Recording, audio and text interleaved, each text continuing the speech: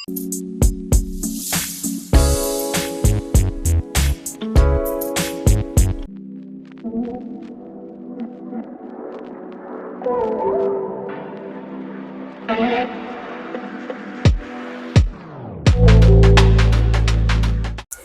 Guys ఒక samosa sir, వేడి వేడి సమోసా, వేడి వేడి సమోసే.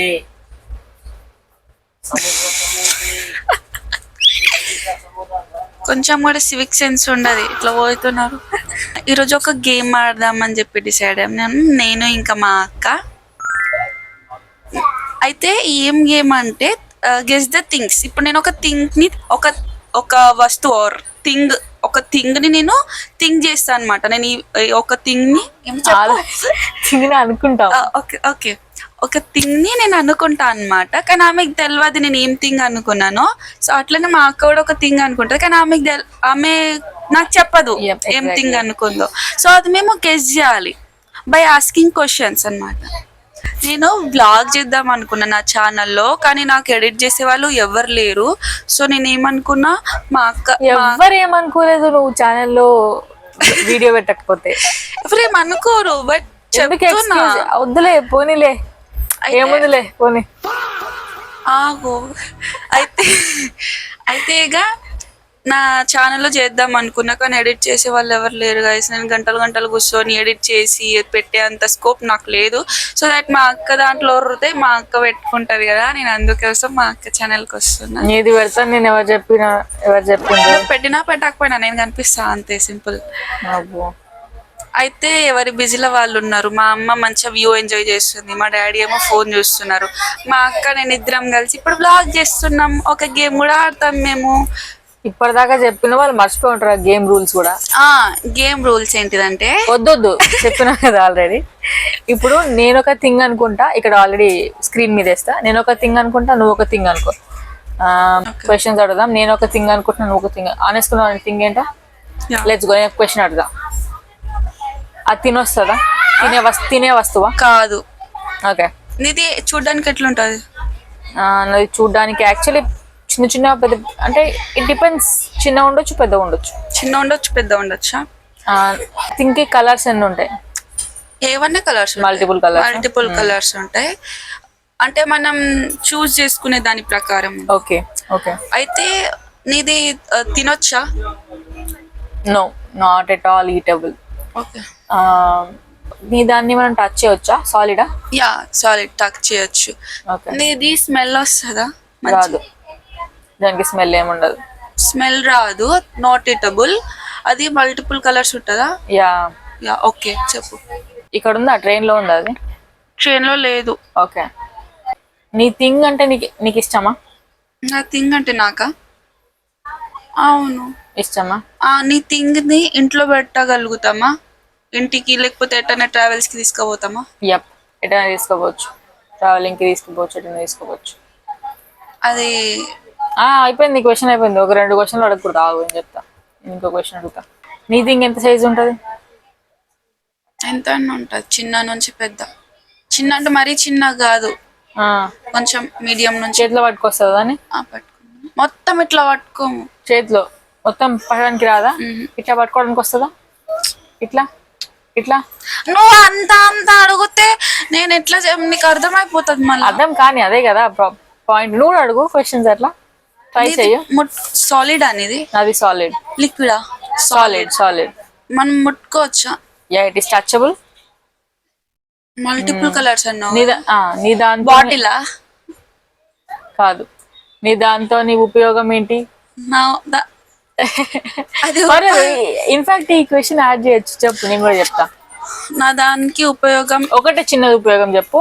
అంటే చెప్పనట్టు అట్లా చెప్పినట్ట. దాంతోనే ఏమంటారు, మనం ఇంట్లో వెలిగిస్తాం. ఓకే, అంతేనా? లైటరా? ఎట్టింటే తీసుకోవచ్చు అని చెప్పిన. క్యాండిలా? మ్యాచ్ చిక్క క్యాండిలా? ఇది ఓకే. నన్ను ఇంకో క్వశ్చన్ అడిగిన. యూజబుల్ ఏంటి? నా యూజబులా? ఇది ట్రావెలింగ్ లో మనం మస్తు వాడతాం. ఇన్ఫ్లాగ్ బ్లాగింగ్ కూడా మనం వాడతాం. అట్లా. మైకా? మైక్? సీరియస్లీ? మరి అది పెద్దది ఎందుకు ఉంటది? పెద్ద మైక్స్ కూడా ఉంటాయి. నేను ఇప్పుడు పెద్ద మైక్స్ బ్లాగ్ చేస్తామా, hello hello mic testing mic is a mic. ఇప్పుడు నేను ఇది చెప్పినా కాబట్టి నువ్వు చిన్న మైక్ అనుకుంటున్నావు. స్టేజ్ మీద పెడితే పెద్ద మైక్ అయిపోతుంది కదా. మళ్ళీ మళ్ళీ మల్టిపుల్ కలర్స్ ఉన్నాయి. ఎందుకు మల్టిపుల్ కలర్స్ అని చెప్పినావు. నువ్వు ఎప్పుడైనా BTS మైకులు చూసినావా? గవ్వి గవ్వి కాదు, కొరియన్ లో ఉండేటి కాదు, ఇండియాలో ఉండేటి చెప్పాలి. ఇండియాలో కూడా చాలా కలర్స్ ఉంటాయి అని మైక్ కి, బ్లాక్ ఒకటే కాదు కదా. I'm not diverting the question. Guys ఏం గైస్ ఇదంతా అంత ఎట్లా ఎట్లా చేస్తుంది, అందులో కలర్స్ ఉండే ఈమె మళ్ళీ కలర్స్ అని చెప్తుంది. Animal let's go. యానిమల్ అంటే అందులో అన్ని వస్తాయా? అన్ని యానిమల్స్ ఓకేనా? అన్ని యానిమల్సా? నేను ఒక యానిమల్ అనేసుకున్నా ఆల్రెడీ. వస్తుందా నా వాయిస్? యా. ఆగు కదా నేను అనుకుంటా. నీ యానిమల్ కి కాళ్ళు ఉంటాయి 4? అవును ఉంటాయి కదా. ఓకే. నీ యానిమల్ 4 కాళ్ళు. ఓకే. నీ యానిమల్ పెద్ద ఉంటుందా చిన్న ఉంటుందా? చిన్న ఉంటది. నీది? యానిమల్ పెద్ద ఉంటది. మస్తు పెద్ద ఉంటదని చెప్పిన. నీ యానిమల్ గ్రాస్ తింటదా? గ్రాస్ తినదు. గ్రాస్ తింటదా ఏమో నాకే తెలియదు.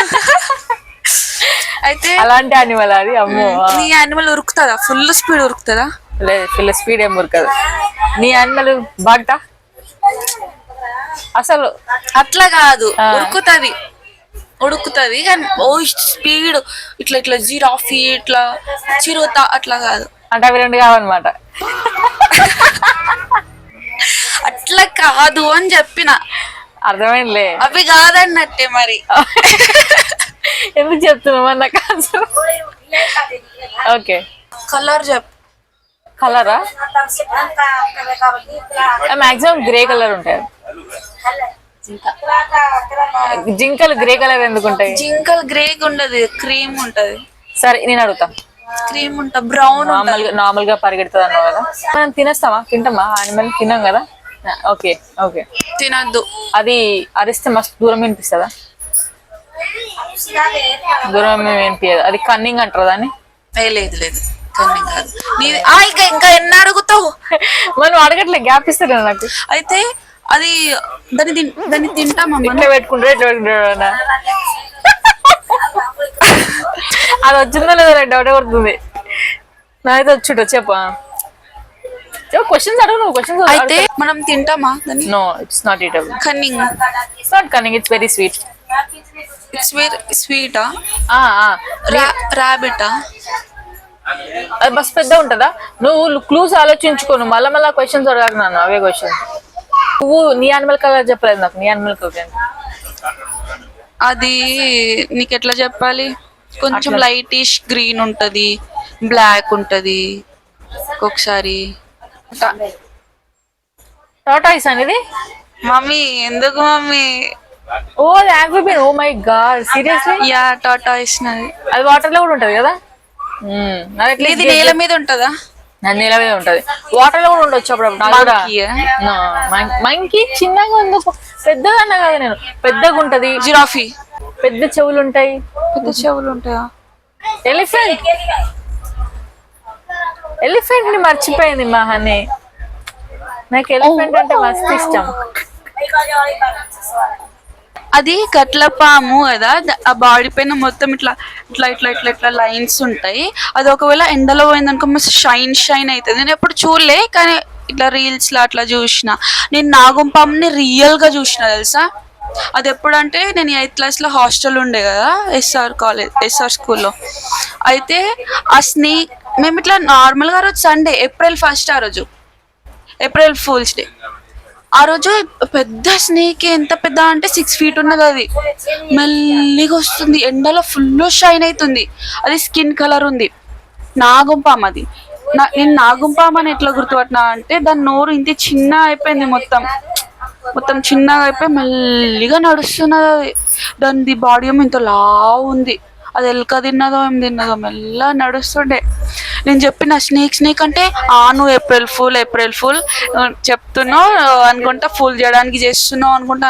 అయితే మా ఫ్రెండ్ ఇట్లా మెడబట్టి ఇట్లా చూపేస్తే అమ్మో అమ్మో అనుకుంటా అర్రింది అది.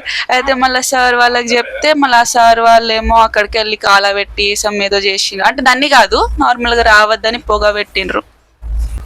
డిజైన్స్ ఉండే ఆ స్నేక్ బాడీ పైన, సూపర్ ఉండే గైస్, దాంతో ఆడుకోవచ్చు.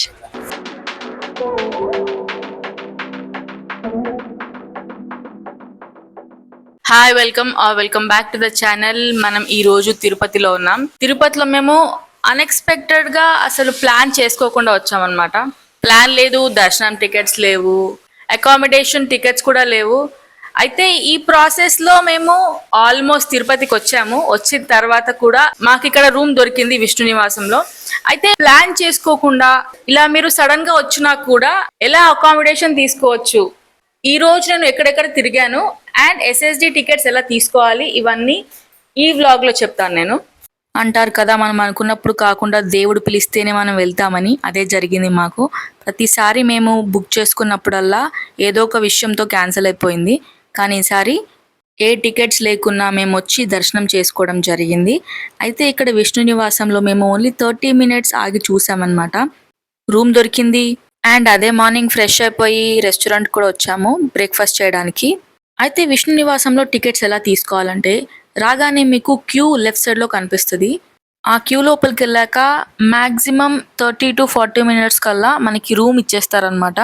అయితే ఇది అకార్డింగ్ టు క్రౌడ్ ఉంటుంది. మేము వెళ్ళిన రోజు మాత్రం చాలా తక్కువ క్రౌడ్ ఉందనే చెప్పొచ్చు. మేము తిరుపతికి వచ్చిన అదే రోజు దర్శనం టికెట్స్ కోసం లైన్ కట్టామన్నమాట. సర్వదర్శనం టికెట్స్ అంటారు కదా, వాటి కోసం. ఏడుకొండలవాడ వెంకటరమణ గోవిందా గోవిందా, ఆపద మొక్కలవాడ అనాథ రక్షక గోవిందా గోవిందా.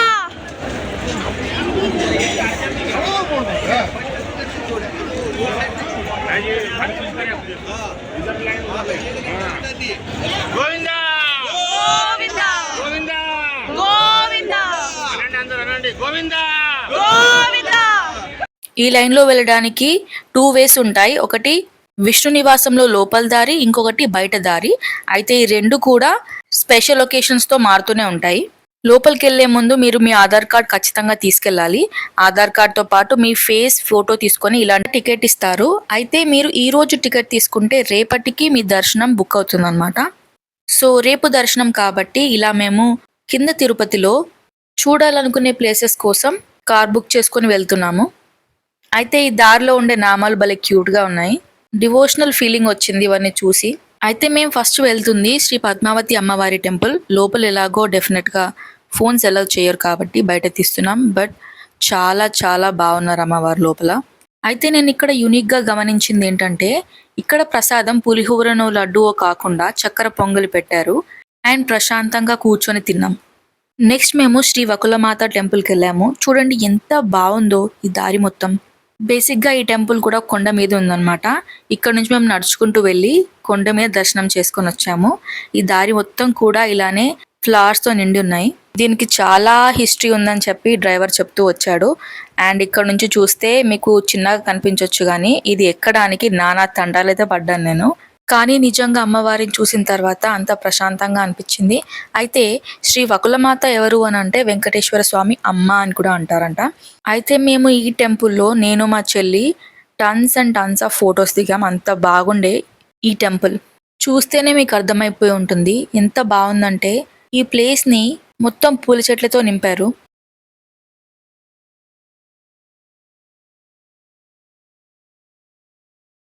అయితే మేము 7 temples తిరిగాం కింద తిరుపతిలో. ఈ స్పెషల్ టెంపుల్ గురించి నేను మీకు ఖచ్చితంగా చెప్పాలి. అయితే మనకి భక్తి టీవీలో వచ్చే ఈ వెంకటేశ్వర స్వామి పూజలు అభిషేకాలు చేస్తారు కదా, అది డెఫినెట్ గా మన ఒరిజినల్ టెంపుల్ వెంకటేశ్వర స్వామి అయితే కాదు. ఎందుకంటే ఎప్పుడు అక్కడ జనాలు ఉంటూనే ఉంటారు కాబట్టి. ఈ స్పెషల్ టెంపుల్ సేమ్ వెంకటేశ్వర స్వామి విగ్రహంలానే ఉంటుంది. ఈ స్పెషల్ టెంపుల్కి వెళ్ళినప్పుడు మాకు ఏకాంత సేవ చూసే అవకాశం దక్కింది. ఎంత బాగుండిందంటే అది మనము టీవీలో చూసేది కళ్ళ ముందు చూస్తే ఎలా ఉంటుంది అలా ఉంది. అండ్ ఈ పర్టికులర్ టెంపుల్లో, ఈ పర్టికులర్ వీడియో చూస్తున్నారు కదా, ఈ టెంపుల్లో అష్టలింగాలతో పాటు అమ్మవారి పీఠాలు కూడా ఉన్నాయి. అయితే ఈ టెంపుల్ శ్రీ లలిత త్రిపుర సుందరి దేవి టెంపుల్. అమ్మవారు ఎంత బాగున్నారంటే అసలు అక్కడే కూర్చున్నాను ఒక 10 నిమిషాలు. అమ్మవారి విగ్రహం నల్లరాయితో చేశారు. నిగనిగలాడిపోతుంది పైనుంచి కింది వరకు అమ్మవారు. మేం తిరుమలలో ఆల్మోస్ట్ అన్ని ప్రదేశాలు తిరిగి ఉన్నాం, కానీ తిరుపతిలో ఇలా తిరగడం ఇవన్నీ చూడడం ఫస్ట్ టైం కాబట్టి నేను షూట్ చేశాను. ఇవన్నీ వీడియోస్ తీస్తూ ఒక రౌండ్, మళ్ళీ ప్రశాంతంగా చూస్తూ ఒక రౌండ్ మొత్తం తిరిగాను. నేను 2 సార్లు తిరిగాను. ఎంత బాగున్నాయి ఈ విగ్రహాలు కూడా. నేనైతే చెప్తాను, తిరుపతి వెళ్ళిన ప్రతి వాళ్ళు కూడా ఈ పర్టికులర్ టెంపుల్ని ఖచ్చితంగా చూడాలి. ఇక్కడ అమ్మవారి వైబ్రేషన్స్ ఎంత స్ట్రాంగ్గా ఉన్నాయంటే ఇక్కడే 10 నిమిషాలు కూర్చుండిపోయాం మేము. యాక్చువల్లీ మేము ఆఫ్టర్నూన్ స్టార్ట్ చేస్తే ఈవినింగ్ కల్లా 7 ప్లేసెస్ అయిపోగొట్టేసేయాలి. కానీ ఇక్కడ మేము 10 నిమిషాలు కూర్చొని ఆగి అమ్మవారిని చూసామనంటే ఇమాజిన్ చేసుకోండి ఎంత పవర్ఫుల్ వైబ్రేషన్స్ ఉన్నాయి. అండ్ అక్కడే కూర్చొని ఇంకో గంట సేపు చూడాలనిపించే అంత బాగుంది అక్కడ. కట్టిన వాళ్ళు కూడా చాలా థాట్ఫుల్గా కట్టారు ఇదని నాకు అనిపించింది. ఎందుకంటే ఇక్కడ అష్టలింగాలతో పాటు అమ్మవారి పీఠాలతో పాటు లలితమ్మవారు ఎంత బాగుందో అంత బాగుంది. అయితే ఇవన్నీ నేను పర్మిషన్ తీసుకొని మాత్రమే ఈ వ్లాగ్లో పెడుతున్నాను. అయితే లలిత అమ్మవారిని సపరేట్గా తీయలేకపోయాను వీడియో, ఎందుకంటే ఎలా చేయలేదు కెమెరాస్ లోపలికి. అమ్మవారితో పాటు బయట సరస్వతి అమ్మవారు, దుర్గా అమ్మవారు, దానికి ముందు వినాయక స్వామి కూడా ఉన్నారనమాట. ఈ విగ్రహాలు కాకుండా బయట ఉన్న విగ్రహాలు ఒక లైఫ్ సైజ్లో ఉంటే ఎలా ఉంటాయి అలా ఉన్నాయన్నమాట. నేను ప్రతి ఒక్క లింగం గురించి, ప్రతి ఒక్క అమ్మవారి పీఠం గురించి ఎక్స్ప్లెయిన్ చేయలేను, కానీ చూస్తే మాత్రం చాలా చాలా ప్లెజెంట్గా అనిపించింది.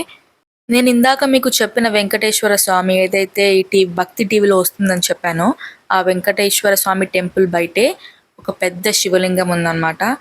చూడ్డానికి ఎంత బాగుందో అది కూడా నేను మీకు ఈ వీడియోలో చూపిస్తాను. సాయంత్రం అయిపోవడం వల్ల మేము ఓన్లీ 6 ప్లేస్లు మాత్రమే తిరగగలిగాము, కానీ ఆ 6 ప్లేసెస్ కూడా చాలా చాలా చాలా బాగుండే. ఇదే ఆ శివలింగం, ఎంత బాగుందో చూడండి.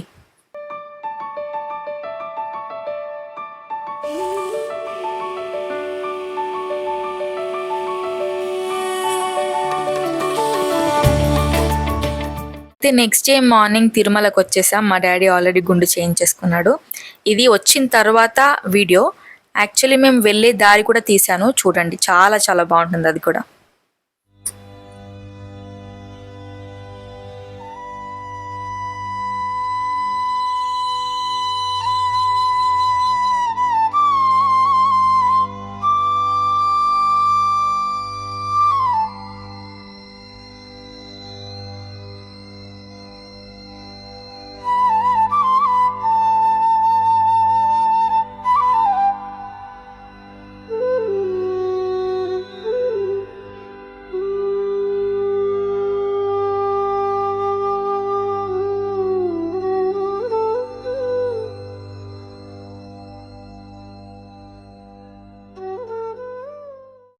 అయితే తిరుమలకు వచ్చిన తర్వాత మేము వెంకటాద్రి నిలయంలో లగేజ్ పెట్టి అక్కడ నుంచి దేవుడి దర్శనం కోసం వెళ్ళాము.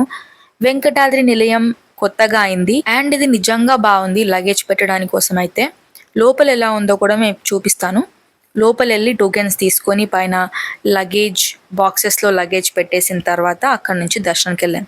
లోపల 5-6 ఫ్లోర్స్ అలా ఉన్నాయి. ఫస్ట్ ఫ్లోర్లోనే ఇలా లైన్ సిస్టమ్ ఉంది. ఇక్కడ నుంచి మనం టోకెన్స్ తీసుకొని పైకి వెళ్ళి లగేజ్ పెట్టాలన్నమాట. అయితే దర్శనం తర్వాత వచ్చి ఇక్కడ భోంచేసాము. నాకైతే తిరుమలలో చాలా తక్కువ ప్లేసెస్లోనే ఫుడ్, మన సౌత్ ఇండియన్ ప్రాపర్ ఫుడ్ దొరికిందని అనిపించింది.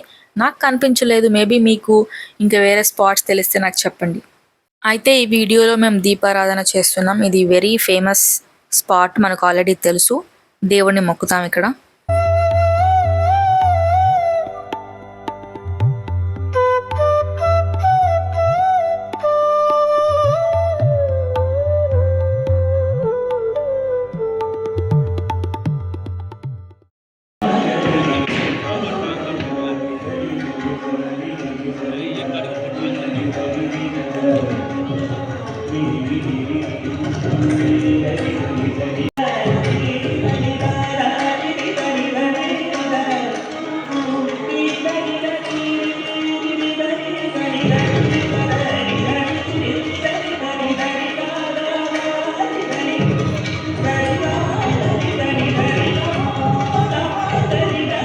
ఇక్కడే సాయంత్రం మంచి టైం స్పెండ్ చేశాము. అండ్ తిరుమలలో రీసెంట్గా చాలా డెవలప్మెంట్స్ జరిగాయి. అయితే ఇవన్నీ పక్కన పెడితే వెంకటేశ్వర స్వామి దర్శనం తర్వాత ఎంత కష్టపడైతే వచ్చామో అన్నీ మర్చిపోయాం. నేను చాలాసార్లు వచ్చుంటాను తిరుపతికి. ప్రతిసారి ఒక కొత్త ఎక్స్పీరియన్స్ అవుతూ ఉంటుంది నాకు. వచ్చిన ప్రతిసారి కూడా క్రౌడ్ ఎక్కువ లేదు అనే ఒక భావన కలిగినా కూడా మనం నించొని ఒక 2 నిమిషాలు దేవుడిని చూస్తే సరిపోతుంది. 2 నిమిషాలు ఏంటి, ఒక 10 సెకండ్లు చూస్తే అన్నీ మర్చిపోతాం. అయితే తిరుమలలో నేను మీకు రూమ్ ఎలా తీసుకున్నానో కూడా చెప్తాను. వెంకటాద్రి నిలయం వెనక దారి నుంచి వెళ్తే మీకు అక్కడ సిఆర్ఓ ఆఫీస్ కనిపిస్తుంది. లోపలికి వెళ్ళి క్యూ కట్టాలి. క్యూలో డెఫినెట్గా మీకు 5 గంటల నుంచి మార్నింగ్ 9 గంటల వరకు ఓపెన్ అయి ఉంటుంది. లోపల మీరు అలొకేట్ చేసుకున్న తర్వాత 2 గంటల గ్యాప్ తర్వాత మీకు రూమ్ అలొకేట్ చేస్తారు. అది మీకు మెసేజ్ లాగా వస్తుంది, లేకపోతే ఇక్కడ మీకు సిఆర్ ఆఫీస్ ముందు ఉన్న డిస్ప్లే కూడా చూసుకోవచ్చు. అయితే వాళ్ళు ఇచ్చిన టైం ప్రకారమే మీరు వెళ్ళాలి. దాని తర్వాత మీకు ఒక్క నిమిషమైనా రూమ్ అలొకేట్ చేయరు, ఇవ్వరు. కాబట్టి కరెక్ట్ టైం చూసుకొని వెళ్ళండి. ఆ రోజు రాత్రి మొత్తం తిరుమలలో టెంపుల్ చూసుకున్న తర్వాత కిందికి వెళ్ళి శ్రీ వెంగమాంబ అన్నదానంలో భోంచేసామన్నమాట. అయితే ఎంత కాదన్నా ఇదొక నాస్టాలజిక్ ఫీలింగ్ ఉంటుంది. నేను ఇందాక ఫుడ్ గురించి మాట్లాడినట్టు తిరుమలలో ఎక్కడ చూసినా ఆ చైనీస్ నూడిల్స్ తప్ప ప్రాపర్గా సౌత్ ఇండియన్ ఫుడ్ మాత్రం నాకు చాలా తక్కువ ప్లేసెస్లోనే దొరికింది. ఎంతైనా ఇక్కడ తినడం అనేది ఒక స్పెషల్ ఫీలింగ్ మనకి.